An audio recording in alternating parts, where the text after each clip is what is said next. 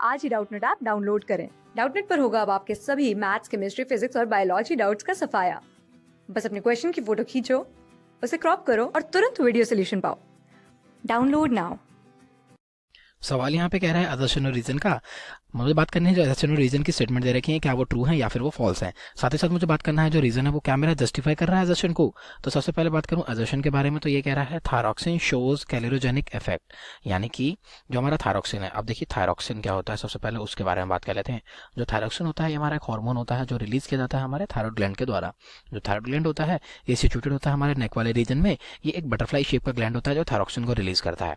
बात करूं अगर थायरॉक्सिन के मेन फंक्शन के बारे में, तो थायरॉक्सिन का मेन फंक्शन क्या होता है, ये बॉडी का ओवरऑल जो मेटाबॉलिक रेट होता है उसको ये मेंटेन करके रखता है। ठीक है, तो अब मैं बात कर लेता हूँ इसके, अगर थायरॉक्सिन हमारी बॉडी के अंदर आता है तो उसके क्या इफेक्ट हमें देखने को मिलते हैं। देखिए हमारे प्रोटीन्स का, हमारे फैट्स का, साथ ही साथ में हमारे कार्ब्स का, जो कार्बोहाइड्रेट होते हैं, इन तीनों का ही जो मेटाबॉलिज्म होता है उसको बढ़ा देता है हमारा क्या, थायरॉक्सिन।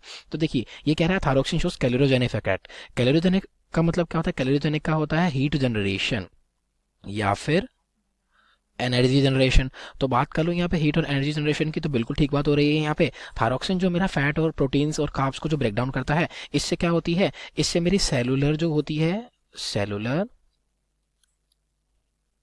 मेटाबॉलिज्म वो इंक्रीज हो जाता है। तो साथ ही साथ क्या होता है, जो हमारा ऑक्सीजन का यूटिलाइजेशन होता है वो भी बढ़ जाता है। तो देखिए ऑक्सीजन की यूटिलाइजेशन की वजह से ये सेलुलर मेटाबॉलिज्म बढ़ जाता है हमारा, और इन सेलुलर मेटाबॉलिज्म के वजह से ही हमारी हीट जो है वो यहाँ पे जनरेट होती है। तो हीट जनरेशन क्या होती है, यही हमारी कैलोरीजेनिक इफेक्ट के लिए रिस्पॉन्सिबल होती है।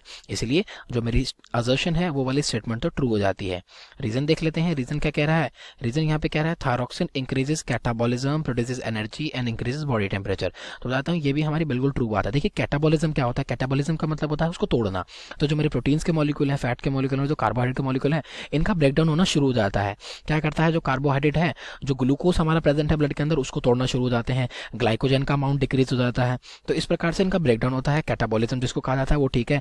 और इनसे क्या है, जो बाय प्रोडक्ट है वो एनर्जी ही तो निकलती है इनके ब्रेकडाउन से, एनर्जी यहाँ पे आती है। और जो बॉडी का टेम्परेचर है वो मैंने आपको बताया, हीट जनरेशन होती है इस प्रकार से, क्योंकि सेलुलर मेटाबॉलिज्म बढ़ जाता है हमारे माइटोकॉन्ड्रिया का, जिससे हीट जनरेशन हमारी होती है। तो हमारे जो असर्शन और रीजन है दोनों स्टेटमेंट ट्रू हैं, और जो मेरा असर्शन है वो मेरा फुल्ली जस्टिफाइड है मेरे रीजन से। इसलिए जो ऑप्शन ए है वो हो जाता है यहाँ पे मेरा बिल्कुल ठीक। Thank you.